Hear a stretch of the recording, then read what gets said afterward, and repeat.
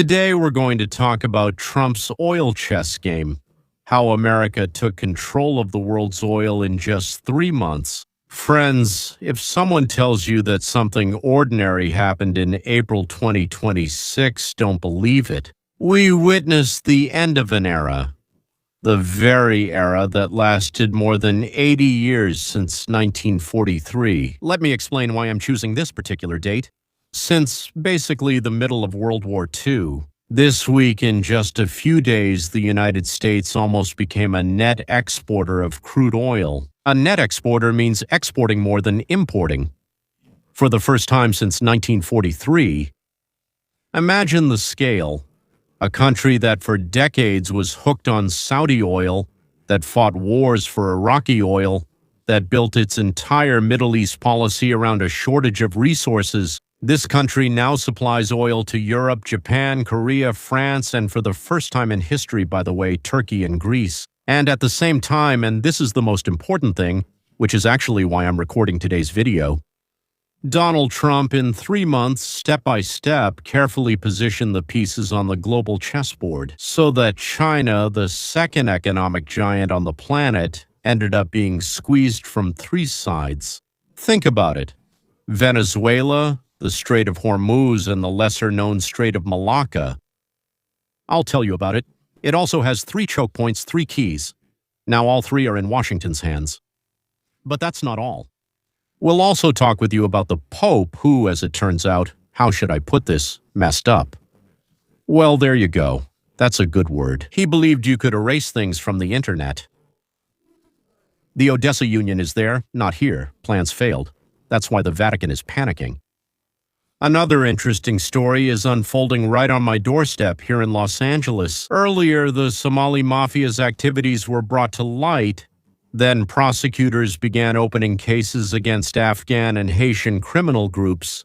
And now it's the Armenians' turn. I'll show you how they panic and run away from journalists, the luxury cars they bought with the salaries of their brothers in nursing homes. But let's start with the Straits oil, about how Iran was backed into a corner and how all their sponsors and allies abandoned them, and so did the Middle East.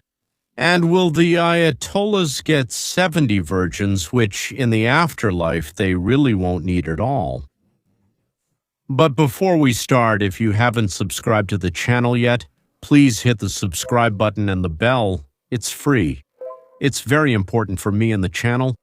And for those who want to support the channel seriously and get access to exclusive materials, the subscription is just $4 a month. The link is below the video.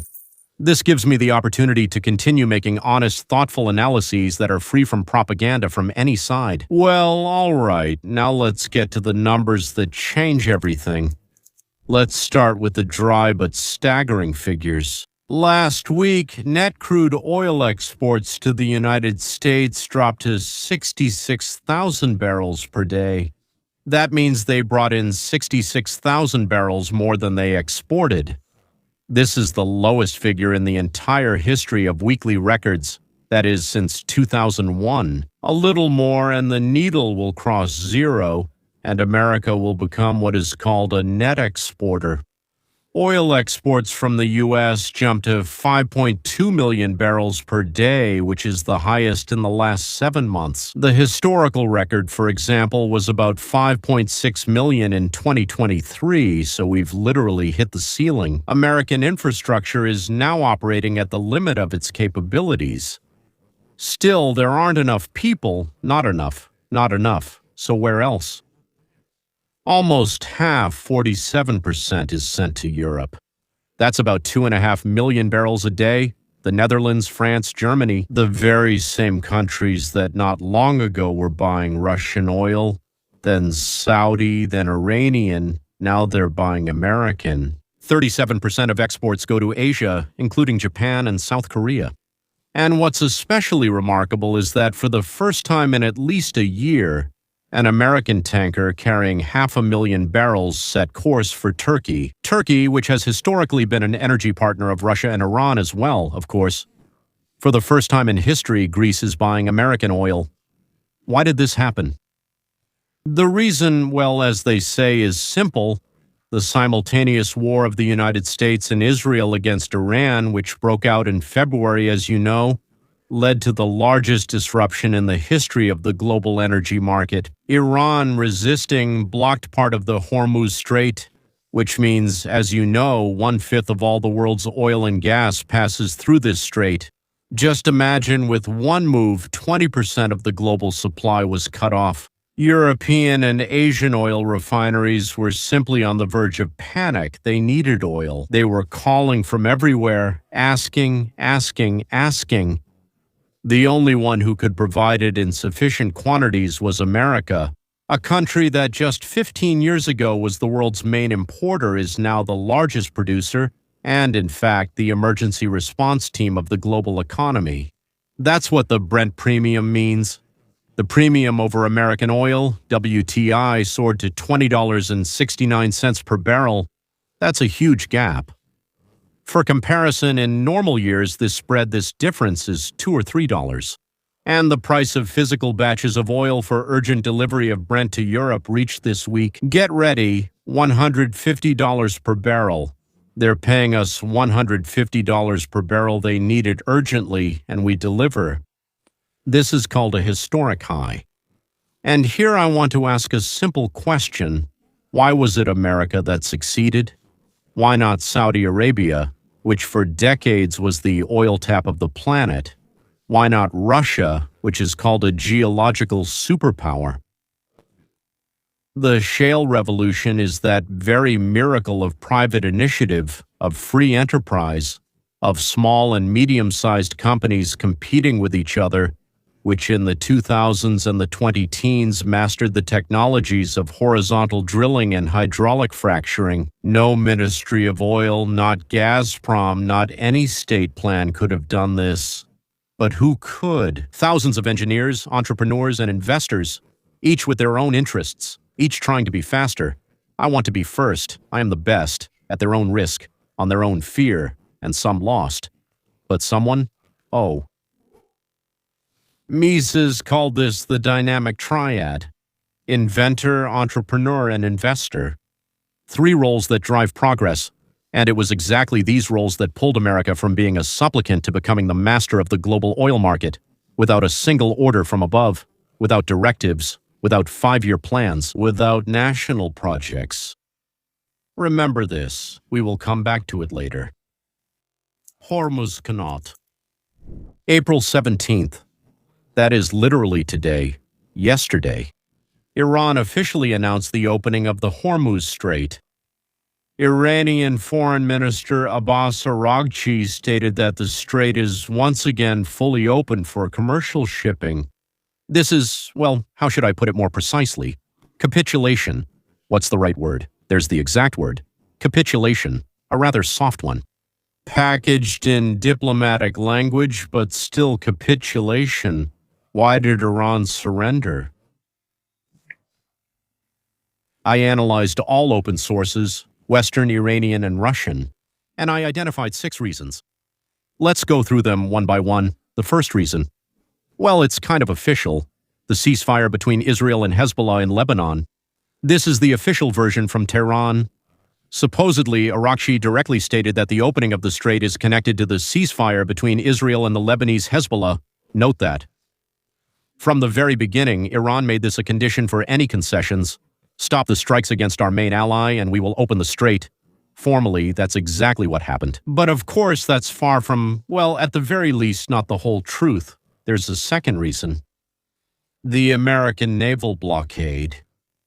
On April 13th, the United States imposed a full naval blockade on Iranian ports. Any vessel connected to Iran was stopped or turned back. Iran was cut off from its main source of income. Нефтяного экспорта. Keeping the Hormuz Strait closed had turned from a weapon into a noose around its own neck. You know, if I start like this now, it will be bad for everyone, and it's suffocated. Every day of the blockade cost Tehran hundreds of millions of dollars. The economy, already suffocating under sanctions, began to collapse. Reason 3. Loss of real control over the strait. This is a technical but important point. Even before the official opening, some ship owners simply stopped following Iranian rules. The MSSH began mine-clearing operations and demonstrations of freedom of navigation. It was becoming increasingly difficult for Iran to maintain the myth that it controlled the strait. Sooner or later, this illusion would have collapsed on its own, and Tehran decided not to wait for humiliation. Reason number 4, progress in negotiations. On April 11 and 12, direct talks between American and Iranian representatives took place in the capital of Pakistan. Formally, they failed. There is no final agreement. But on specific points, the parties made progress. According to Reuters, agreements have been reached to unfreeze Iranian assets worth about $1 billion. The opening of the strait is a gesture of goodwill ahead of the next round of negotiations, which is expected in the coming days. Reason number 5. Direct threats from Trump and Vance. Donald Trump, in his usual manner, has repeatedly stated that he is ready to destroy the entire Iranian civilization if the strait is not opened. On April 14, Vice President J.D. Vance added that the continuation of the blockade would fundamentally change the nature of the negotiations. Gentlemen, these are not just words. This is a clear signal. We are ready to go much further than you think. The Iranian government has finally understood this. It took them quite a long time. They all thought that it was a bluff. It was no bluff. Reason number 6. Economic isolation and pressure from allies. About 230 loaded oil tankers were stuck in the Persian Gulf. 20,000 sailors were waiting for evacuation. The situation was turning into a humanitarian disaster. Even China, India, and Turkey, Iran's traditional partners, began to put pressure on Tehran because their own economies were suffering from the closure of the strait. And now, the most important thing. Iran declares that the strait is open temporarily, only for the duration of the ceasefire in Israel, that is, between Israel and Lebanon, until April 21. Ships must follow the route designated by the Iranian side. Warships are still not allowed. And Trump has announced a response. The American naval blockade of Iranian ports remains in place until the deal is fully implemented. No loopholes or exceptions will be allowed. Let everything stay there, and then to hell with it. It'll blow up on some Iranian grandma. The blockade remains fully in force until our deal with Iran is 100% complete. That's what Trump wrote on social media. What does that mean in plain language? It means Trump got everything he wanted and gave nothing in return. The strait is open. That means global oil is flowing, and America continues to earn $150 per barrel by supplying fuel to Europe. The blockade of Iran remains. That means Tehran remains in an economic noose and is forced to make more and more concessions. This isn't diplomacy, gentlemen. This is called surgery. Well, you could call it economic surgery. Or you could call it something else, basically a crowbar to the skull. Nuclear dust.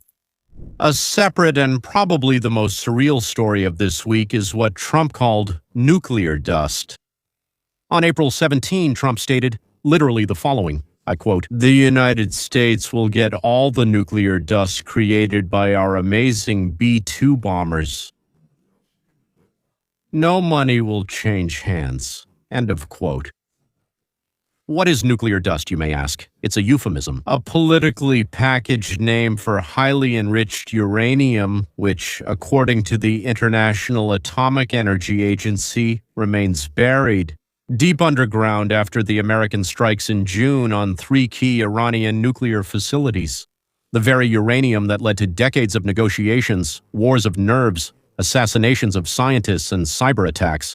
And now Trump says we're taking this uranium for free, without a single dollar in compensation. And Iran allegedly agreed. Officially, Tehran has not confirmed this. And here we need to be honest. We don't know yet if this is true. I mean, we even suspect that Trumpushka is lying. Trump likes to get ahead of events and announce deals before they're signed. Well, it's easier to sell that way. And besides, it creates confusion in the enemy's camp. But if this is true, and in fact everything is leading to that outcome in the end, then something unprecedented will happen. And it's quite possible that Trump already understands that it's going to happen. For the first time in history, a country that created a nuclear program at the cost of billions of dollars, decades of effort, and enormous strain on the entire state apparatus is giving away its enriched core for free. Without a deal, without security guarantees, without unfreezing assets, just gives it away. This is a capitulation of such magnitude that in the history of the 20th and 21st centuries, it can only be compared to South Africa's renunciation of nuclear weapons in 1991. And they put all sorts of nonsense into the Budapest Memorandum. They pretended that they were guaranteeing you something, but the only guarantee was that if someone attacked you, they would promise to complain about it to the UN. Nothing else was written there. Well, Ukraine and South Africa did it voluntarily when things were going well, but Iran is doing it at gunpoint, under threat. And you know what else is important? Trump imposed a blockade. Until the deal is 100% complete, you won't make it at 89, gentlemen, and you won't make it at 92 either. 100%. So nuclear dust is far from the whole package. It's just the first installment. Iran still has much more to hand over. Chinese trap. Well now, probably the most important part of today's video overall. The real reason behind all this talk about America and Trump. And when you understand this, the picture will come together into a very beautiful whole. On April 13, 4 days before Iran's capitulation, an event occurred that the world media chose to ignore. The US and Indonesia, well, Indonesia you might think, signed a so-called major defense partnership. They even called it the MDSP. Amazing, under the terms of this deal. The US Air Force will get expanded access to Indonesian airspace. Well, I mean, fly as much as you want, do whatever you want, bomb if you need to. Anything you want except Indonesia, of course, and we'll cooperate with you and help.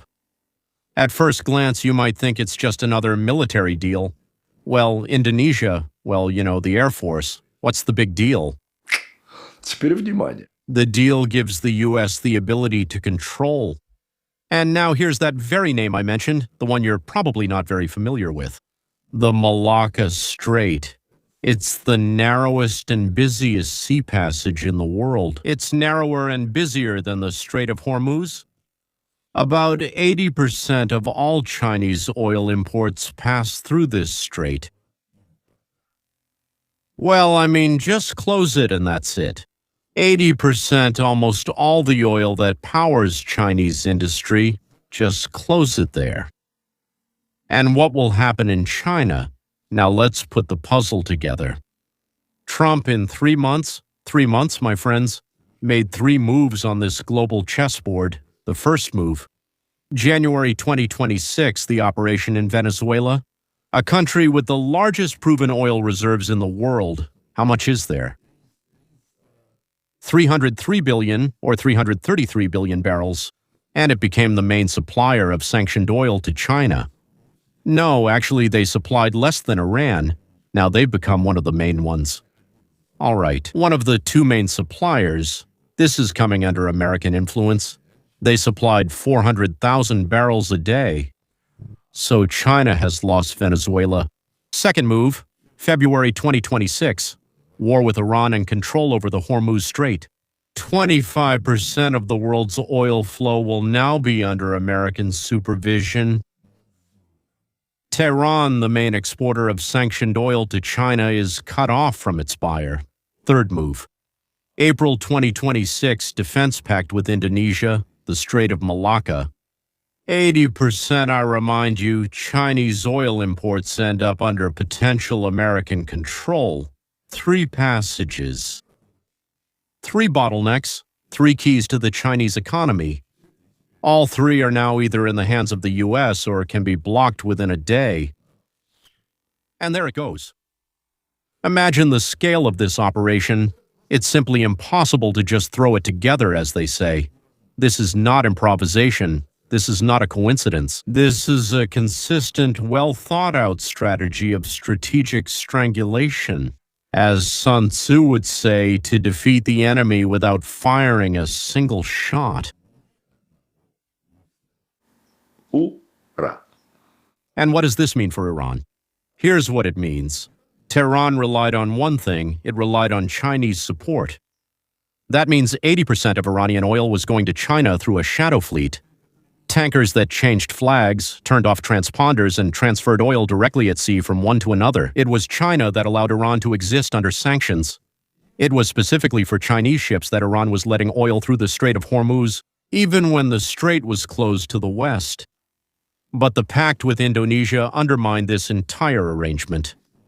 If the Strait of Malacca is under American surveillance, the shadow fleet becomes vulnerable. They can just inspect all of it right there.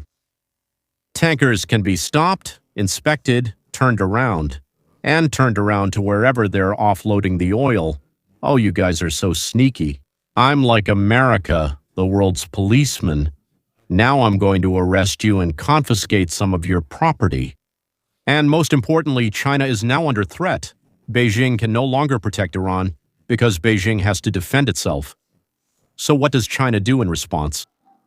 It starts setting up barriers on the Scarborough Reef in the South China Sea, trying to strengthen its position at least within its immediate perimeter. So instead of supporting its ally, instead of putting pressure on the U.S. through other levers, Beijing is busy with its own defensive maneuvers in its backyard, and Iran saw all of this.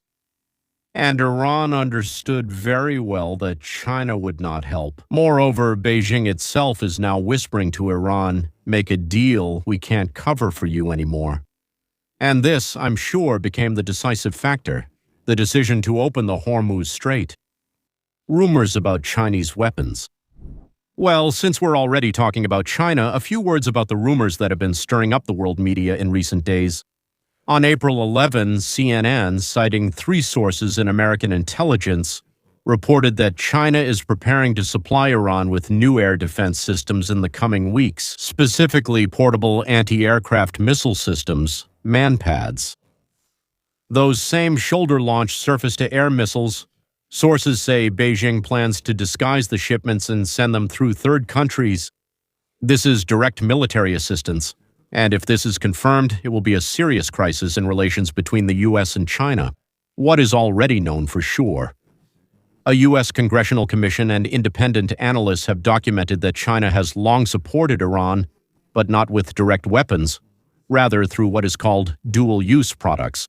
First, chips, sensors, semiconductors, Chinese components found in Iranian drones and missiles.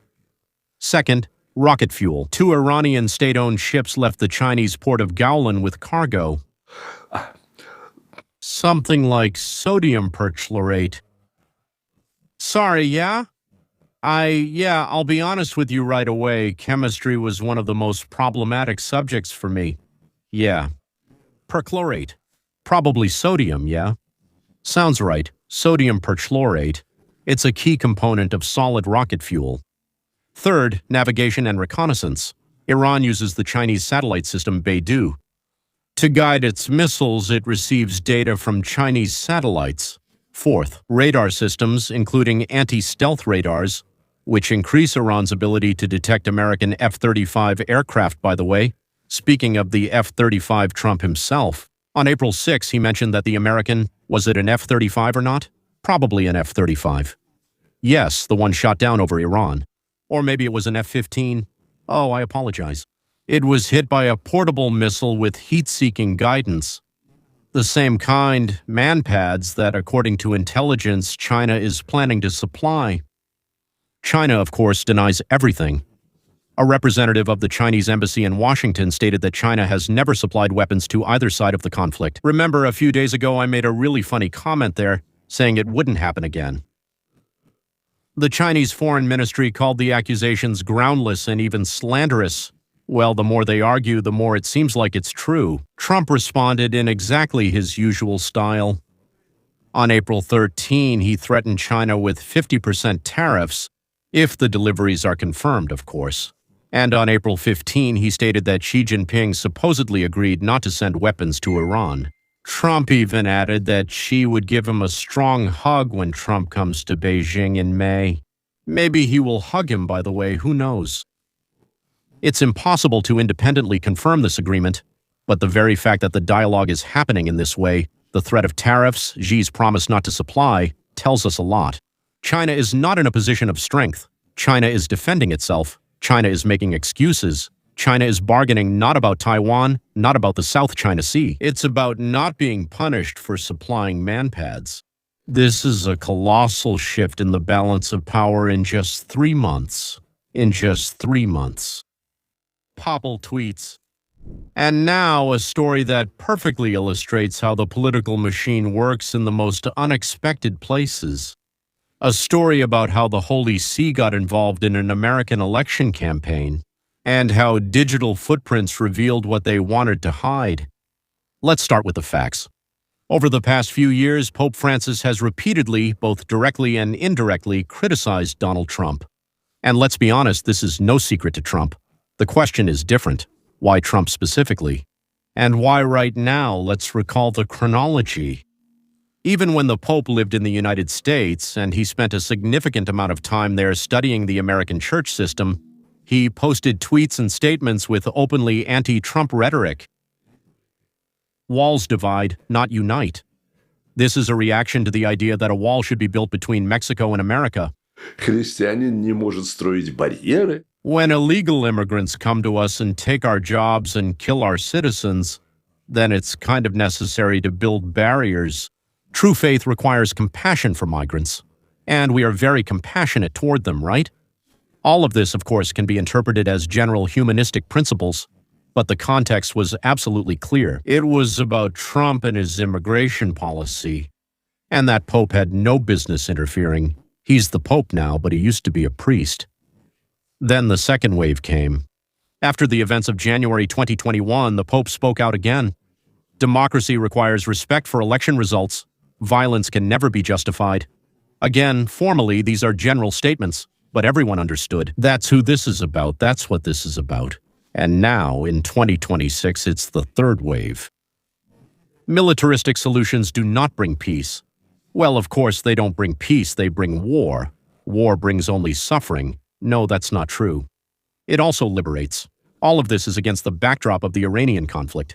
So the Pope again, now he's really the old man, criticizes Trump again, over and over. But the most interesting thing is not what the Pope said, but when he said it and what it followed. Because one incredibly curious detail has come to light. You're going to be very pleased right now. 2 days before each of the Pope's public speeches against Trump, David Axelrod would come to the Vatican. That very Axelrod, the former senior advisor to Barack Obama, who, well, is called the architect of his election campaigns, a man who is still considered one of the most influential Democratic strategists in the U.S. And here's what's interesting. Axelrod didn't come as a tourist or as a Catholic. He came with a specific mission. According to several sources in the Vatican, and as it turns out, leaks happen there just as often as in any other political organization, Axelrod was delivering a message to the Pope from, you guessed it, Barack Hussein Obama. The essence of the message was simple. American Catholics need to distance themselves from Trump, and the Pope's voice in this matter is crucial, the old man. The homeland, or maybe the party, is calling. Can you imagine the scene? A former U.S. president, through his associate, instructs the head of the Catholic Church, and he himself is a Muslim, how to influence American voters, and the Pope obediently follows the instructions. Tweets, statements, spontaneous comments to journalists, everything is strictly according to schedule. Axelrod visits 2 days before each speech. Do you know the most amazing part of this story? Selectivity. With my dad's, well, the Pope's criticism, of course. In the past year and a half, Iran has killed more than 35,000 people during protests. 35,000 students, workers, women who just wanted to take off their hijab. Peaceful demonstrators were shot in the streets. They were tortured in prisons, hanged in public executions. Did the Pope say anything? Not a word. In Iran, gays are still publicly executed just for being gay. Women are stoned to death for adultery, even without proof or truth, just an accusation from the husband. The whole family, including children, is forced to throw stones. If you don't throw, they'll stone you to death too. Innocent people are thrown into prison for reading banned books. It could just be some kind of novel. Or for criticizing the regime online, just like under Putin. Did the Pope ever speak out against this tyranny? Never. But Donald Trump, now he's terrible. There's Israel, Jews, and Donald Trump. That's the worst stuff in the world. Donald, the threat to peace. It turns out Trump is against Christian values. For that, the Pope always finds the time, the words, and the tweets. Do you see what I mean? This isn't about religion or morality. It's just plain politics. The most ordinary, worldly, dirty kind of politics. The Vatican, which for 2,000 years positioned itself as an institution above worldly interests. Well, they've been lying for 2,000 years straight. But it was never before a tool of the American Democratic Party. It's been all sorts of things. They acted for themselves, for the French, for the Spanish. But it has never been a tool of the American Democratic Party before. And that's a disaster, by the way, not for Trump. Not for the Republicans. It's a disaster for the Catholic Church itself. Because when a religious leader starts working on the orders of politicians, he stops being a religious leader. He becomes a political strategist. But the only difference is that he's wearing a skirt. What's it called again? A cassock. And Catholics understand this. American Catholics who traditionally voted for the Democrats are now massively switching to the Republicans. Not because they suddenly love Trump, but because they are disappointed in the Pope, who betrayed their trust for political expediency, and God knows what else. They must have caught him doing something. You know? Epstein's files, who knows? Digital footprints, tweets, Axelrod's visits, date coincidences. All of this is already publicly available. The internet, as I already told you, forgets nothing, including papal compromises. A view through the prism. And now, friends, the most important part of today's conversation. Because news is good, but without a pilot's framework, it turns into an endless stream of noise. Let's look at what's happening through the lens of the science of freedom. First, Ludwig von Mises taught us, economics is not a separate sphere of life. It is life itself. All political decisions, all wars, all revolutions ultimately come down to one thing: economics. And today's situation is a perfect illustration. Iran capitulated not because it lost a military campaign. The military campaign was basically dug in and could have stayed there for 100 years. Iran capitulated because its economy suffocated. A naval blockade, cut off exports, stranded tankers, 20,000 sailors without food or water, by the way. That's what broke the Ayatollah regime. Not missiles, not bombs. An entry in the accounting ledger. Second, Friedrich von Hayek warned, any attempt at centralized planning in a complex system is doomed to fail. The Iranian regime has been planning its influence in the region for 47 years, building what they called the Shia Crescent. They poured billions into Hezbollah, into Syria, into the Houthis, building a hierarchy, control, a pyramid of proxies, while America tore it down in 3 months. The whole pyramid. I don't even want to say what they did. Not building their own, but using spontaneous forces. Private oil sector, decentralized producers, free market trade flows. The pyramid collapsed. Why? Because its distribution system couldn't handle the pressure. Third, a person as well whom I've told you a lot about, Frederick Bastiat. His famous broken window, that's probably how it sounds in Russian, war. A civilization-scale pyramid window. Those who look superficially see only the revival of industry, or they see only the increase in demand for oil, opportunities for exporters. But we, readers of Bastiat, see what is not visible. Here's the key point about what is seen and unseen.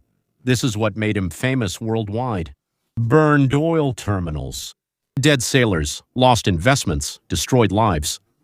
Oil at $150. This is not prosperity.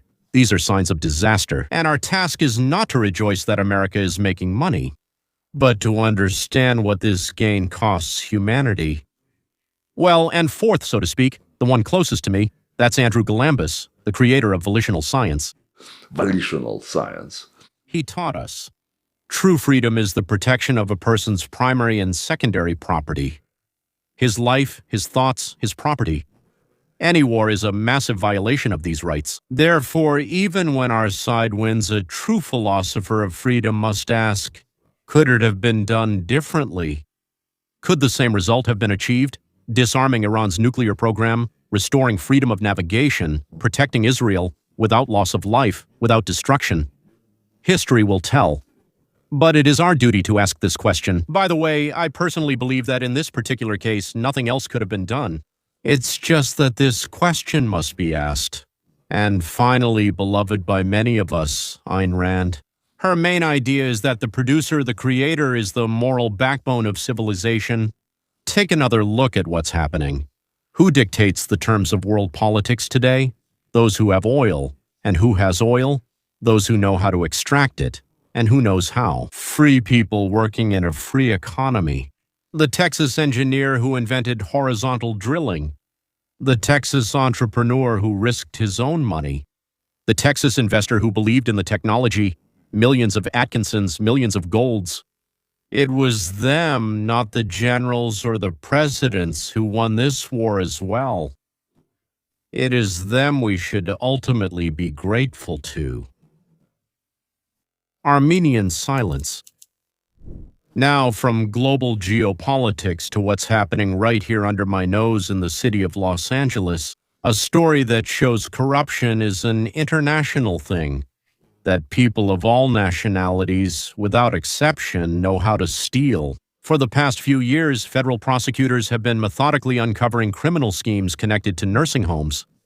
First, they exposed the actions of the Somali mafia. That was in Minnesota, in Minneapolis.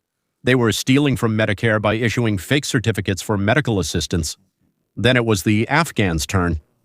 The scheme was similar, but actually more sophisticated. Then the Haitians came with their own specific methods, but still reaching into the same pocket. And now it's the Armenians' turn. And I have to say, the scale is impressive. The scheme basically worked like this. The owners and administrators of nursing homes, mostly ethnic Armenians, inflated care expenses, issued fake bills for medical procedures that were never performed, and treated patients with medications they never actually received. The money came from the government Medicare program, meaning from the pockets of American taxpayers. The scale, you ask? According to preliminary data, we're talking about amounts from $50 to $100 million for each mafia organization, for each group that was organized. Maybe one mafia organized several. Over the past 57 years, there wasn't just one or two.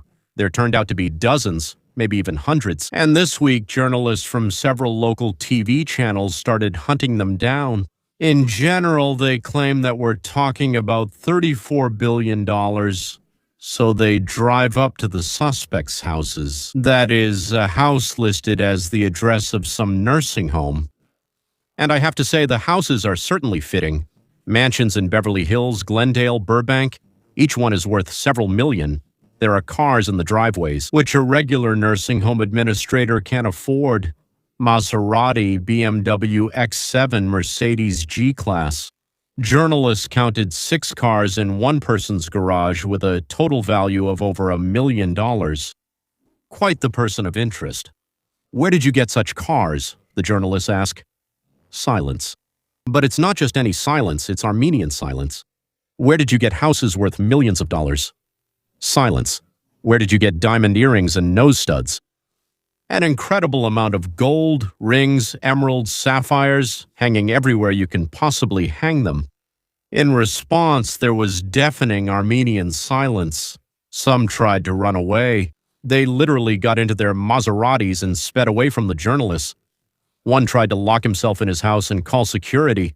Another claimed that he was an honest businessman and had earned everything through his own hard work. When asked what kind of work could earn you $3 million by running a nursing home where the average nurse's salary is just a few thousand a year, there was no answer. Do you understand what I mean? This story isn't about Armenians. In the same way, their previous stories weren't about Somalis or Afghans or Haitians. This is a story about the system. About how Medicare, a giant government program with a budget of hundreds of billions of dollars, has turned into a feeding trough for anyone clever enough to learn how to cheat it. And you know what's the saddest part? While these gentlemen were buying themselves Maseratis and mansions in Beverly Hills, real elderly people in their nursing homes were getting reduced meals, poor quality care, and placebo medications. Elderly people who worked all their lives, paid taxes, raised children, and in the end ended up in the hands of people for whom they were just a source of income. Ludwig von Mises warned, any government program based on redistribution inevitably becomes a target for manipulation because taxpayers' money is nobody's money. Remember the Soviet Union? Everything is common property, nothing here is yours. No one is personally responsible for it. Officials spend money that isn't theirs on people they don't personally know. Here's money lying around, and we must spend it on someone we don't know or care about. Moreover, they set the criteria themselves. They get it approved in the city. A small stack of money or two, and they'll sign pretty much anything. In such conditions, corruption is inevitable, like the law of gravity. Private nursing homes, by the way, which operate on family money, where I pay, I watch, I visit, not on government subsidies. Such places don't cause scandals.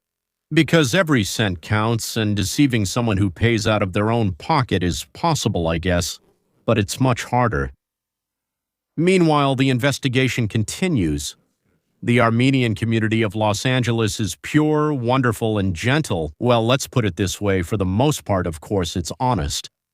It deals with the consequences of the actions of a few hundred, well, maybe a couple thousand crooks. A reputation that was built over decades is destroyed in weeks, and that's also part of the price of any fraud. Not only do those who were robbed suffer, but also those who just happen to look like the thieves. In the same way, for the actions of their leadership, it's the people who end up paying the price. In Russia, in Ukraine, and in Iran. Just ordinary people who might even hate their own leadership. Let's sum it up. What did we see today? For the first time since 1943, the United States has almost become, as they say, a net exporter of oil. America is not just a major player, but the main supplier of energy to Europe and Asia during a global crisis. Iran has de facto capitulated, ladies and gentlemen. They opened the Hormuz Strait, agreed to hand over nuclear dust. Even if they haven't agreed yet, they have already agreed. The blockade of its ports will remain until the entire deal is fulfilled. No one will do it in parts. Yes, when you do everything, we will lift it. China is squeezed from three sides: Venezuela, Hormuz, and Malacca. Beijing is forced to justify itself and cannot support its Iranian ally. The Iranian ally cannot support its mercenaries, whom they paid to kill Jews.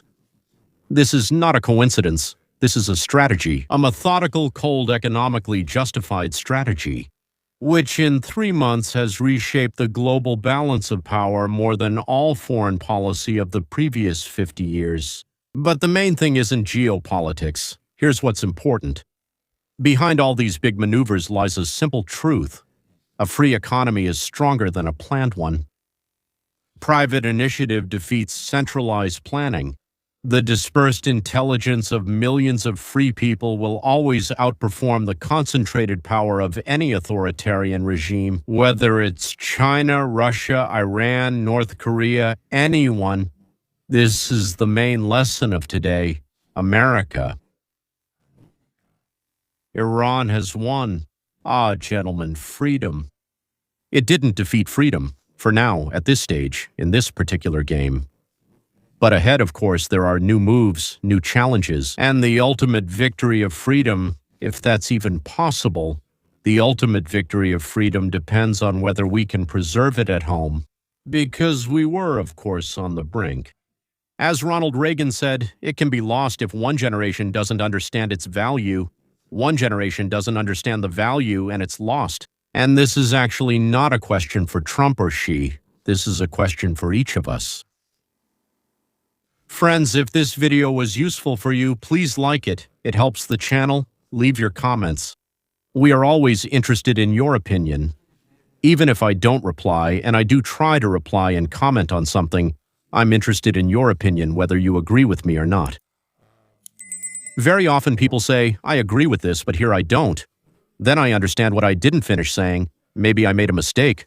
Or most likely I didn't fully explain something that I meant to clarify. This helps me. Let's discuss it in the comments. I'm actually always open to discussion.